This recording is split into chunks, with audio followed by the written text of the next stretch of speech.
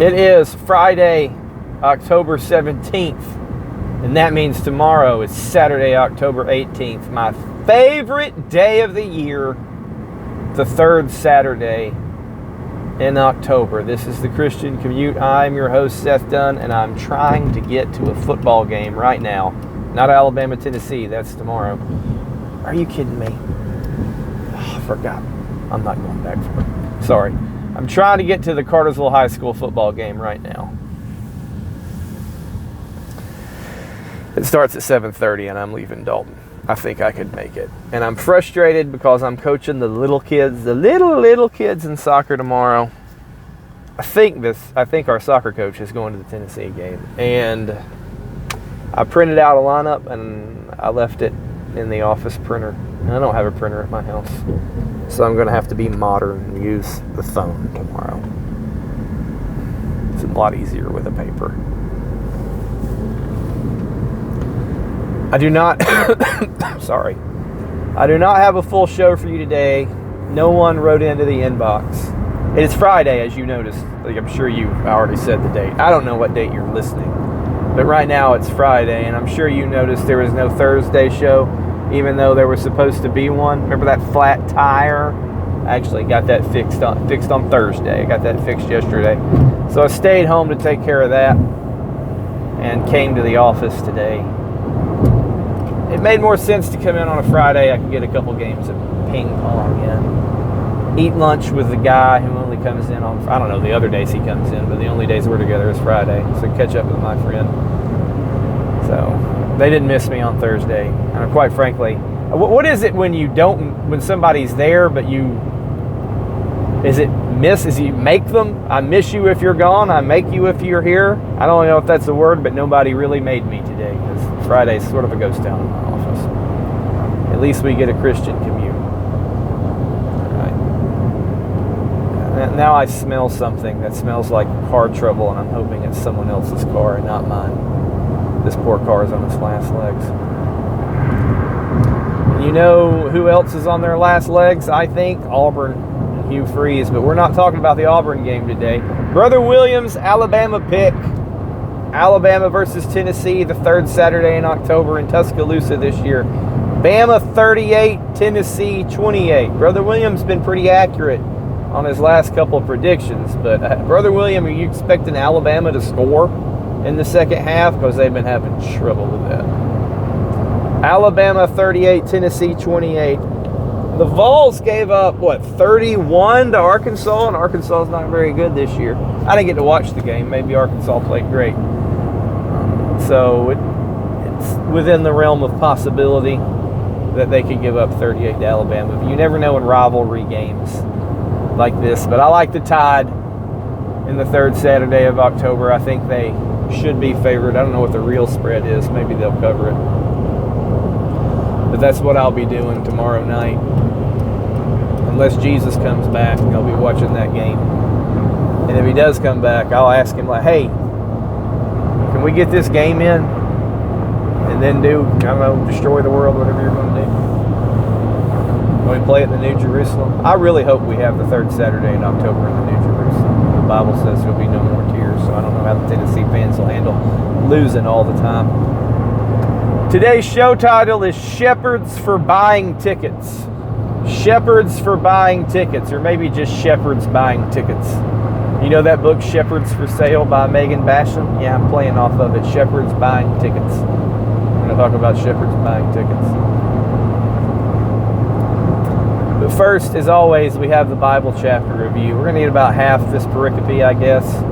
Jesus is sending workers into the harvest, and he's instructing them on how to act when they get to a particular city. We're going to cover about half of what he said to them in terms of his directions to them.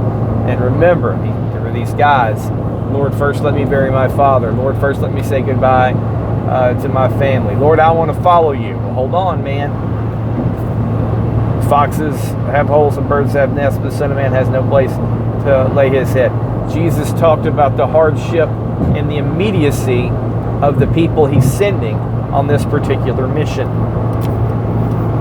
And then he says, beseech the Lord of the harvest to send out laborers. Okay?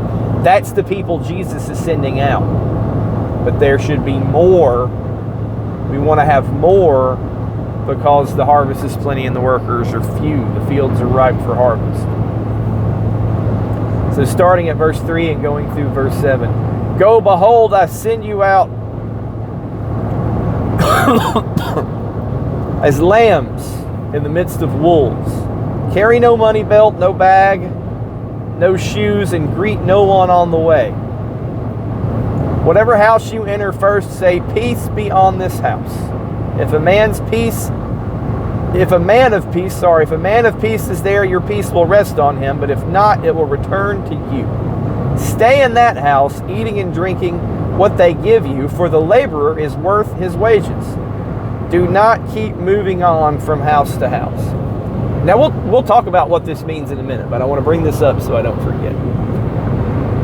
If you ever come across Jehovah's Witnesses out on the street, wherever they're doing their thing, whether they come to your house or they're at a public place. Here in Cartersville, I'm on the interstate right now, but in Cartersville, they're at the farmer's market a lot. I used to see them on Wall Street in Calhoun in the morning. I used to see them at the airport. I haven't been to the airport in a while. I don't know if they still go to the airport since COVID. I really don't know. Jehovah's Witnesses sending you a lot of letters now. After COVID, they're like, oh, we're just going to send letters instead of going out. But when you see them and you engage them and you start talking about them, they will inevitably compare their church to yours. So think about this. It's Saturday morning and you're out at the farmer's market buying okra and whatever else. The Cartersville some farmer's market, there's a lot there that has nothing to do with produce. So you're out there buying $7 coffee and some okra and some peaches or whatever at the farmer's market.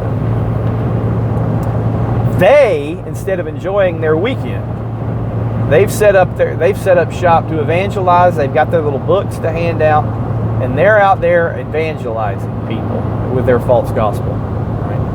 And then they're like, whoa, do you evangelize people? Does your church evangelize people? And you'll say something like, yes, we send money off to some missionary some way, to the International Mission Board. We have people all over the world. We send people out. And the Jehovah's Witnesses will say, yeah, but do you go 2 by 2 like we do? Look at you, you're out at the farmer's market. You're sending money to some stranger who's on your mission board. But we're out 2 by 2, just like it says in the Bible. Look at what we're doing. If you really believed in the gospel that your church preaches, shouldn't you be doing what we're doing like the Bible says? That's the implication. And you know what you can say to them? Hey, do you have your wallet on you? Do you have your house keys? Oh, you do? Yeah, because when Jesus sent these guys out 2 by 2, and this is what they reference. Don't take a money belt. No bag, no shoes. In other words, they went out on a trip away from their homes, away from their families, away from their jobs if they had one. They're not out for a couple hours at the farmer's market on Saturday. And you say, all right, Jehovah's Witnesses, you're out 2 by 2. But clearly you're with your friend here. Y'all have your wallets, and afterwards y'all are going to go home to your house. You guys aren't out depending on the hospitality of strangers without coats or shoes. I remember talking to one in the winter once. I forget where we were. He had his coat. I'm like, dude, you're wearing a coat. You're wearing a coat right now. It's a nice coat. Like these guys didn't even take coats. Now let's talk about what it means. And sheep among wolves. So sheep among wolves are what? Vulnerable. They're out with no protection. Jesus says, don't carry any money. If they have money, they don't need to depend on the people in the town. If they have money and their wallet gets a little low, now they're going to start thinking, I got to find a way to earn some money other than doing the mission Jesus has sent me, so I can fill up my money bill. It ain't about money. No bag.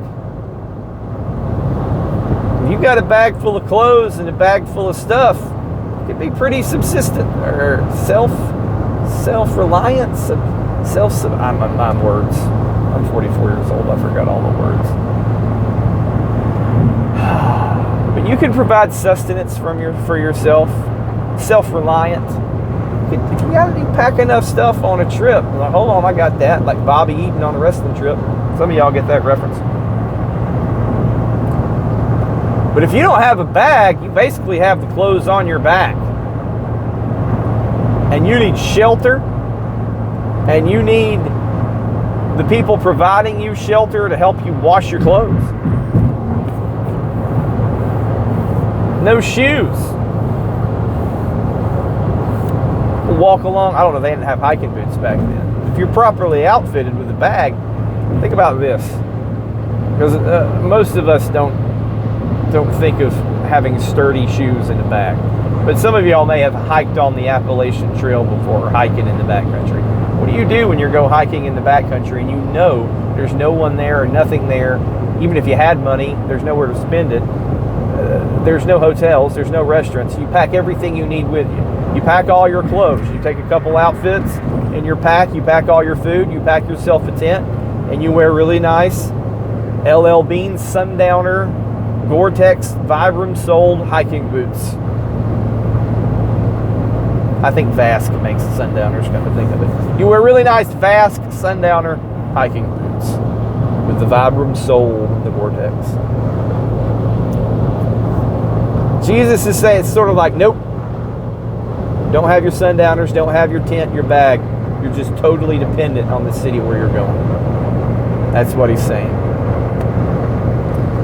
And he goes, whatever house you enter first, so they go to a city and they're looking for hospitality, a place to stay, somebody who's going to receive these kingdom workers. You enter this house and say, peace be upon this house. By the way, Jewish people still greet each other like this today. Shalom, that's what they're saying, peace be to you. Peace be to this house. If there's a man of peace there, your peace will rest upon him. A man of peace is going to accept the envoys of Christ. And he's going to bless them by providing them food and shelter. But if it's not a man of peace, their peace doesn't rest on him, they'll have to find somewhere else to stay, and they're going to have to go take their blessing elsewhere. But if the guy receives the blessing, gives them a place to stay in that house, eating and drinking what they give you. And by the way, Jesus is saying you're not freeloaders, for the laborer is worth his wages. Remember, beseech the Lord of the harvest to send out laborers. These are the laborers. They're out harvesting. They're worthy of wages. The wages provided ultimately by God, but immediately by these people who are hosting. So they eat and drink there. They're not freeloading. And don't go from house to house. In other words, just pick one place to stay. You have the arrangement with the people who've accepted you. Don't try to find better accommodations. Accept the ones you have. Make that your little base while you're in that city so you can evangelize that city. Now, Lord willing, on Tuesday, we'll finish up this pericope. And we'll talk about the people who don't accept them and the implications of that. This is where I would normally go to the question in the inbox, but I don't have one. Golly, I'm in Calhoun. I'm not even to Adairsville yet. I'm at the Outlet Mall. So I don't really have long to talk on this show topic, but I guess I'm going to. I guess I could have done a 2-note show and just did the rest of this pericope. Oh well. I should have done that. I've been at this a long time. I don't have enough to get home. Shepherds buying tickets. I don't know what podcasts you guys listen to or what Substacks you read, but I can tell you this. If you listen to Conversations That Matter by John Harris, or if you're subscribed to Jordan Hall's Substack Insight to Insight, then sometimes you hear the same show 3 times in a row.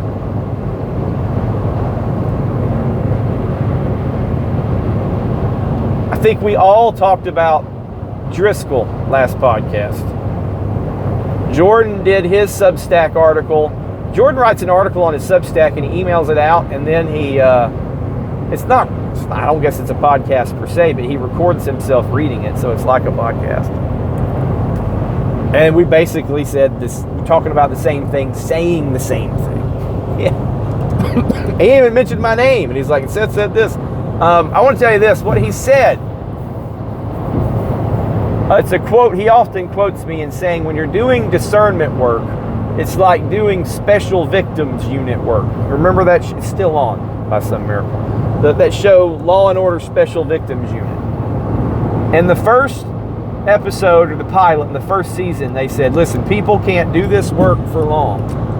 So the people come into this department investigating basically sex crimes like rapes and murders, and child molestation in the Special Victims Unit. They can't stay in it for long because it traumatizes them, and so that we have to move people in and out. That's what they said in the first season of that show. And then Benson and Stabler were on the show for like 50 years with Munch and Finn Tutuola. They had the same people on there forever.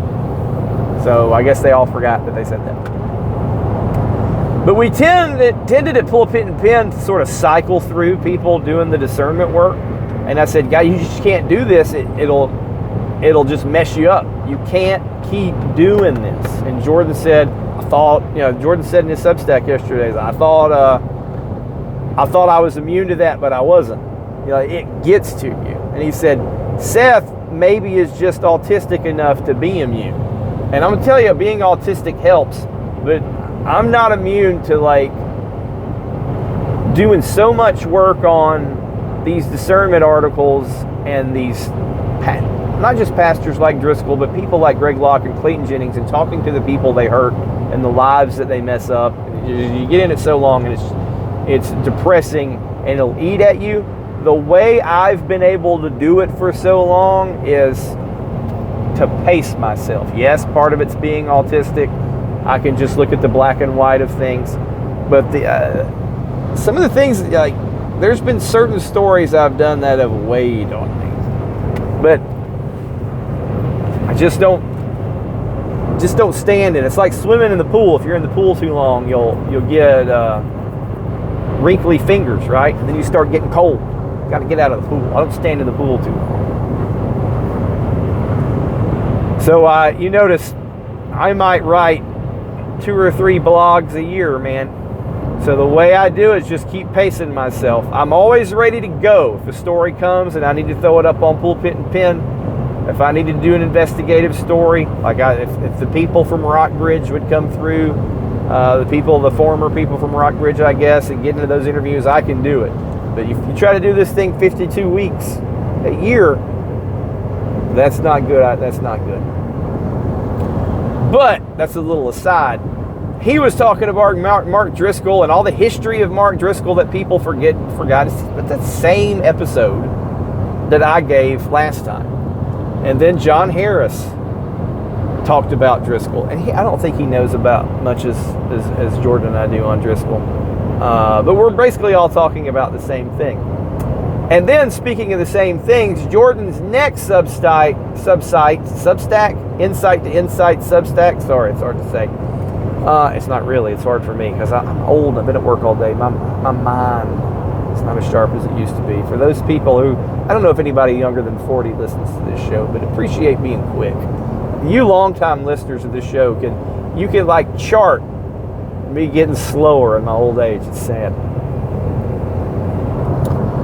But Jordan talked about Shepherd's Conference and how they're bringing in, now that MacArthur's dead, they're basically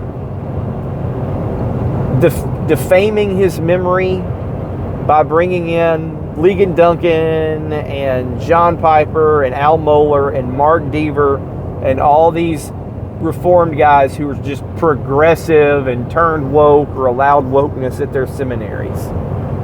And maybe had a bit of a falling out with MacArthur at the last Shepherd's Conference they were at. Is when Phil Johnson challenged them at the Q&A, and especially Mohler got a little upset.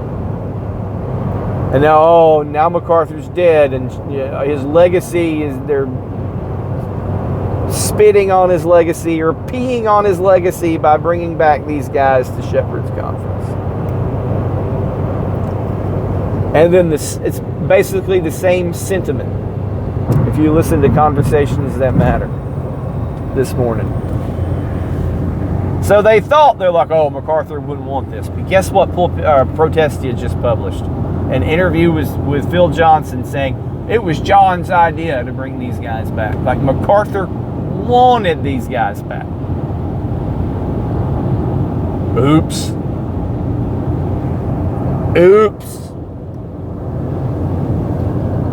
I guess they're not pooping all over MacArthur's legacy. I guess he wanted this. But now we have to answer, like, why? Why did they decide to bring these guys back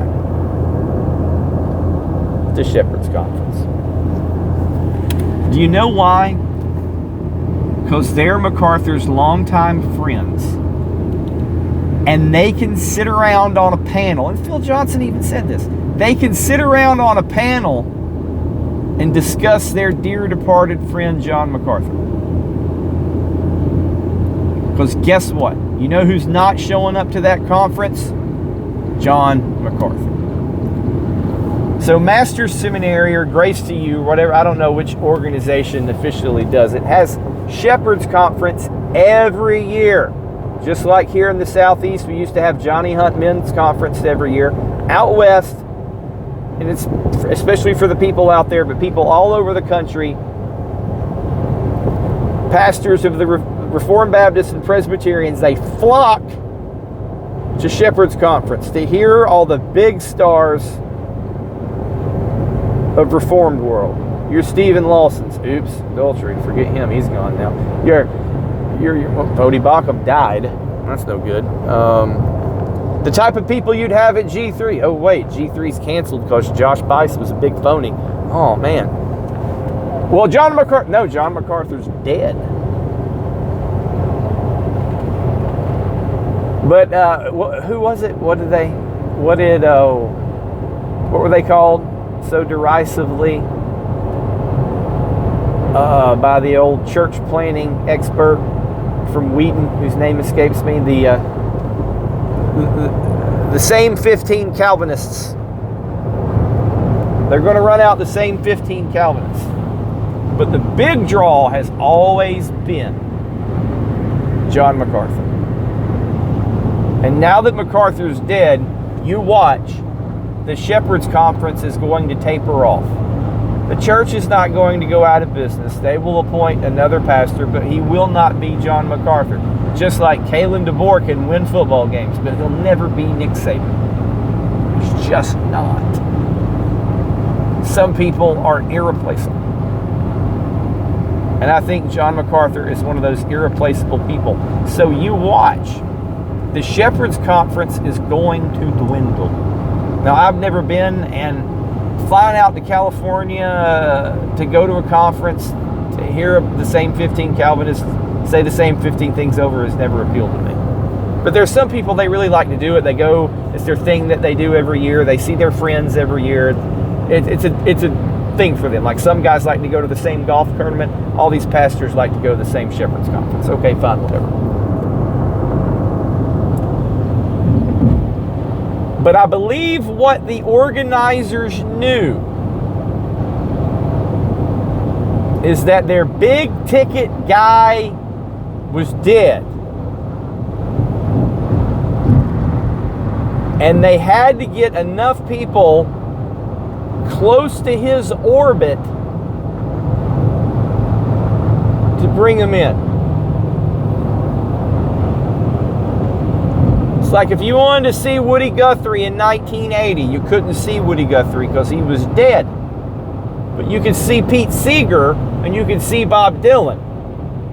It's like these are the guys who knew Woody Guthrie. That he carries they carry his spirit, if you will.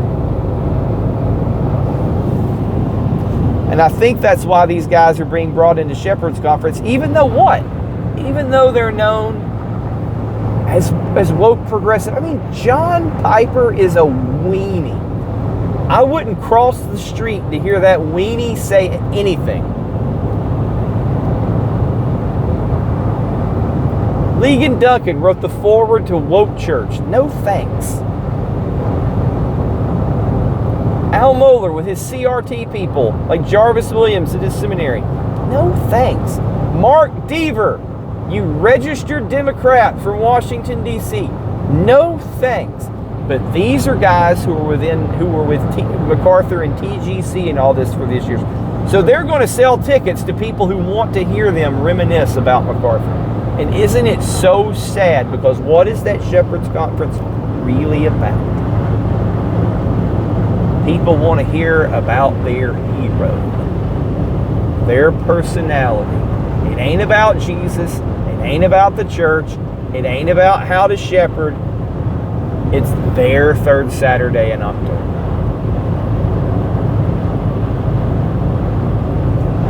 And that's what they're going to pay to see. And eventually they're not going to pay to see tickets to those guys anymore. And I think the Shepherd's Conference, that people know, like, hey, this is big revenue for us, this is big success for us, and this is the last year we're ever going to get. And maybe I'll be wrong, maybe I'm wrong, but this is the last year we're ever going to get a big crowd. It's going to get worse every year. It's going to tail off every year that now that John's gone. Let's get all his buddies to come in and talk about how great he is. You guys will remember in the summer, in June, I went out to Texas, to a church in Texas, to preach a sermon. I mean, I preached a sermon because I was there. And, you know, like, here, we can just listen to this guy, he can preach the Bible. But the real reason I was there was the Sunday night presentation, not the Sunday morning sermon. Anybody can give a Sunday morning sermon. I'm the guy who can give the Sunday night presentation on the book. All right? There's a million Bible preachers. I'm but one. But I'm the one who wrote Cooperative Program on the Road to Serfdom, and I know what to talk about. So that was what I was there to do on that Sunday night. And while I was there that weekend, I was hanging out with a pastor, and the pastor told me he had been to Shepherd's Conference and he wasn't particularly interested in going anymore. And he told me a story. Now, this is an anecdote, but this is what the guy told me. That he saw grown men, forget that they're pastors, grown men running down the aisles of Grace Community Church, sprinting down the aisles to get the best seats. You know, like they're trying to see, Whitney Houston up close or somebody. Whitney Houston's dead. That dates me. Who's still alive? Who's a good-looking lady singer that's alive?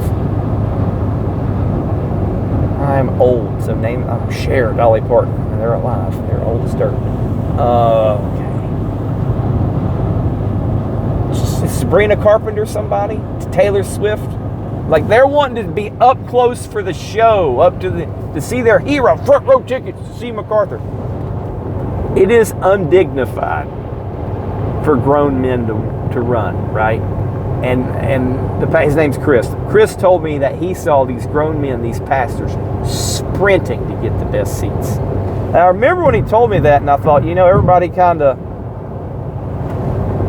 dumped all over Virgil Walker and Josh Bice for selling premium seats at G3, but it's like they knew something. The fanboyism is strong with those ones. The fanboyism is strong.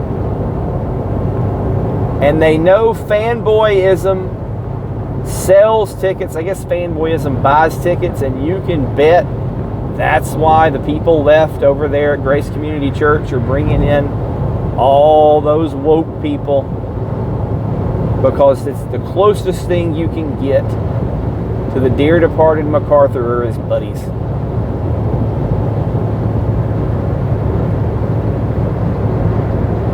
And when you think of Reformed pastors, man, those are the theological solid people. Those are the guys that are really grounded. And they are. But they buy tickets to the conference just like the decisionist, people who absolutely lack discernment and want to be entertained still buy tickets here to the disgraced Johnny Hunt's men's conference. It was dumb before he was disgraced, and now it's even worse.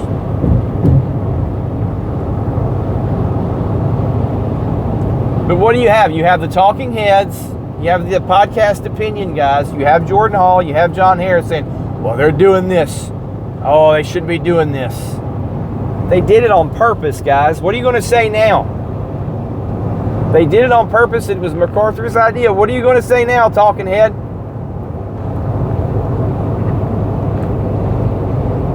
You could point out the wokeness of these guys, these big Eva guys, until you're blue in the face.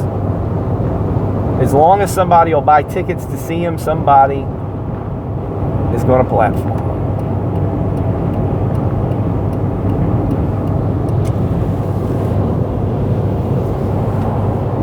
You know who's not all torqued out of shape about it? Me. Because I'm not interested in going to the conference. I am interested in seeing the culture change, where there's not so much fanboyism around conference people. These seminary presidents, these authors. It's not so much on podcasts and bloggers. I've told this story before. I'll tell it again right now because we're talking about being known. Obviously, nobody is going to want to see me at a conference. No one's ever, I shouldn't say that. I have been invited to speak at a conference once. I was invited to speak at a conference in Helen, Georgia about Freemasonry. But it was a flat earth conference and I had to politely decline because I said I don't want, I know I don't think the earth is flat. But I don't want to be perceived as some fringe lunatic wingnut because I went to this conference.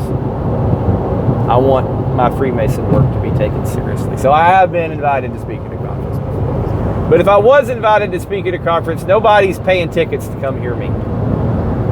Right? I guess I was invited. I just told I was invited to Texas to speak at a church, but it wasn't a conference. Nobody's paying tickets to come hear Seth Dunn or come see Seth Dunn. Nobody's putting my face in the little circle picture at the website. That's how they do. Here's the speakers. Here's a circle picture, and here's their face. And these are the people we're having at the conference. But I do know what it's like to be known.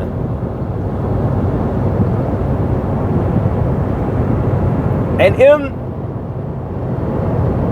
the right subculture, I am a minor celebrity, if you will. I am known. Famous or infamous, whatever you want to call it, people know who I am. Like now that I'm a member of Reformed Church, look, we'll have visitors sometimes, and if you're a visitor at my church, it's real easy to meet everybody because there's 10, 15, 20 of us.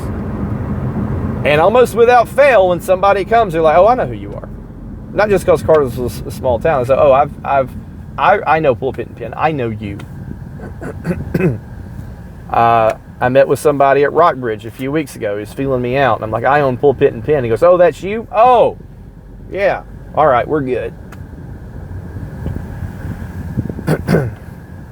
I went to Arizona 3 or 4 years ago for my brother's 50th birthday. We're out in the yard, me and my brother and his best friend chatting. And my brother's friend, I've talked about him on the podcast before.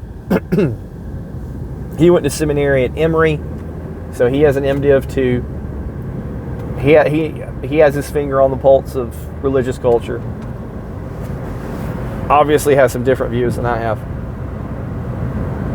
And we were talking, and I was like, "I think I know what I'm talking." And I said, "I'm a fairly prominent blogger. I think I know what I'm talking about." They laughed at me. That was back when I blogged a lot. And then I went to church the next day. I went to a Reformed Baptist church. I went to Phoenix Reformed Baptist Church. And I was about to leave, and one of the guys walked up to me. He says, you Seth Dunn, right? And I was like, "Yeah." "You from Pulpit and Pen?" "Yeah." And he goes, "Oh, I'm a big fan of Pulpit and Pen." He talked to me for 30 minutes. He talked for a long time. I got back to my brother's house much later than they expected me. And they said, "Oh, what'd you go to revival or something?" And I said, "No, I met a fan of my blog and talked to him for an hour or 30 minutes, however long it was." I said, "I told you." In the right settings, people know who I am. And when people visit my church, they know you're that guy. They know who I am. When I was graduating seminary, remember, I'm an online student. I'm in line waiting to walk in to the chapel.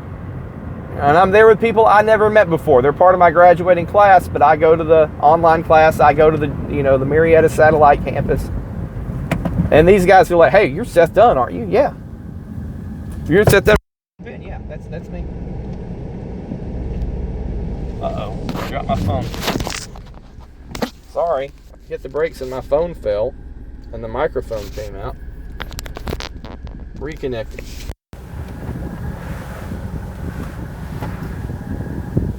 I had, on this program, I had a listener the other day call me. Because, I said, all right, write into SethDunn88@gmail.com or dial 470-315-0875. And he called. And he left his message, and I called him back. I was like, hey, man, what's up? He goes, oh, I can't believe you answered. I'm like, listen, I'm just some dude. Like, I'm not anybody special. Just some dude. I'll call and talk to you as long as you want. I'm not Ravi Zacharias or anything. Like, you write in and I might answer you. I don't know. Just some dude.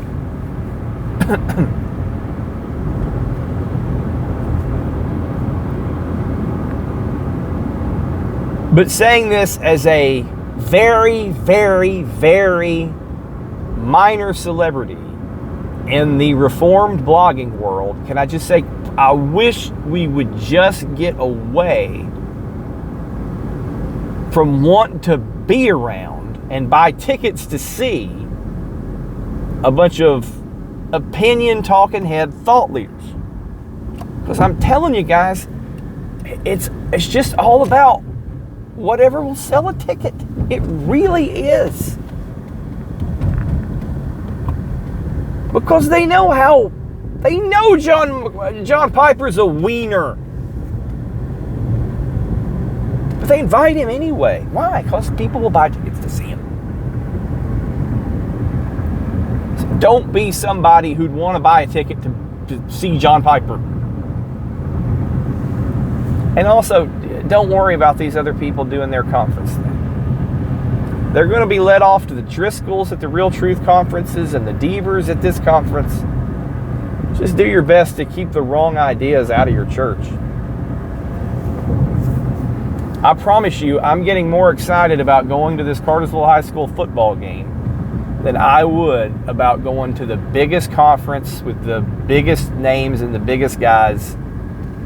I got the biggest house, the biggest car, the biggest out of town, all the Ric Flair superlatives.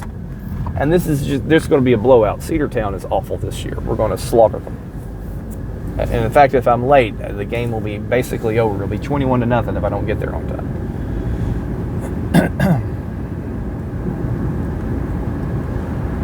Thanks for listening to the Christian Commute. Lord willing, I'll be back with you again Tuesday, Lord willing. As always, God bless. And as always, remember, Christianity is not about getting saved. It's about being saved.